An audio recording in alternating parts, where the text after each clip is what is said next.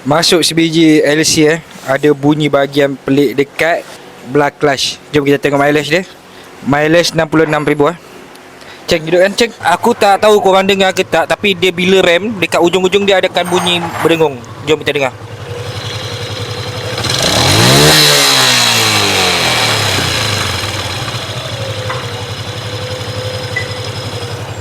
Korang dengar tak? So, jom kita tengok apa bunyi yang dekat bahagian clutch tu. Let's go.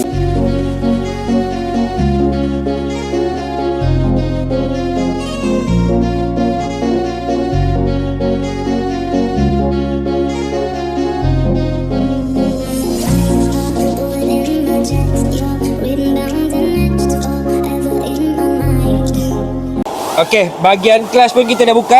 So, kita dah nampak punca dia dekat mana? Dekat sini. Dia ada free play dia. Kalau perasan. Ini sebab punca dia. So, kalau kita compare dengan yang baru punya,